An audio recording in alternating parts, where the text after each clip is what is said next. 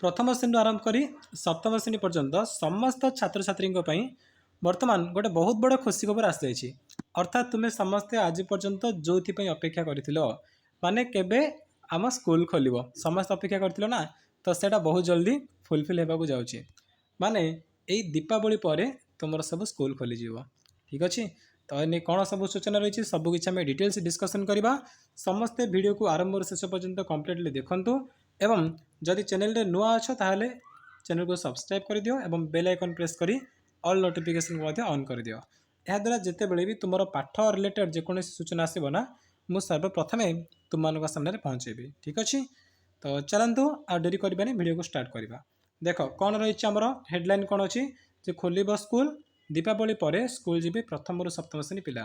गणशिक्षा मंत्री एपरी सूचना दी कि प्रथम रु सप्तम श्रेणी पर्यंत समस्त छात्र छात्री बर्तमान स्कूल जी है। अष्टम नवम दशम तो खोली जापटू किंतु प्रथम रु सप्तम पिला अपेक्षा करते तो सहीटा बर्तमान तुम्हें समस्त एवं स्कूल जीव ठीक अच्छे।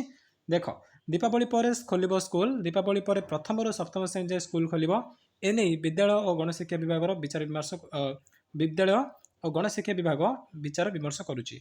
मुख्यमंत्री परामर्श नहीं पर्यायक्रमे स्कूल खोलने को योजना होती गणशिक्षा मंत्री समीर रंजन दास सूचना देते। समीर रंजन दास कहते कि मुख्यमंत्री परामर्श क्रमे आम सब कौन विभिन्न माने किपर स्कूल खोलू कौन सब योजना रही से विषय में पूरा डिस्कसन कर स्कूल ए दीपावली पर खोलने को जाऊँगी से एमती सूचना देते। गणशिक्षा मंत्री कहते जे स्कूल खोलवा एक स्वाभाविक प्रक्रिया कहीं स्कूल तो निहत भाव खोल पड़ो जमी भी कहीं आज शिशु आसंता काल भविष्य तेणु से शिशु मानकर विकास पाइबा हेल्ले जमी भी स्कूल खोल पड़ो। शिक्षा होची सबुठु प्रथम अधिकार। दीपावली पर प्रथम रु सप्तम श्रेणी जाए स्कूल खोल पिलाମାନଙ୍କ ମଧ୍ୟରେ स्कूल जीवाई आग्रह सृष्टि है। बर्तमान प्राय 70% उपस्थापन आसूची। मुख्यमंत्री निर्देश जे पिलाମାନଙ୍କ ପାଇଁ शिक्षा सह स्वास्थ्य गुरुत्वपूर्ण अटे। मुख्यमंत्री कहते कि पिला माने खाली आम शिक्षा देखी हम कि माने एमती पूर्व चलता जो कोरोना कटकणा सब चलता ना, तो से टाइम रे खाली शिक्षा देखिले हेनी पिला स्वास्थ्य भी देखा पड़ो तेना से दृष्टि बंद था।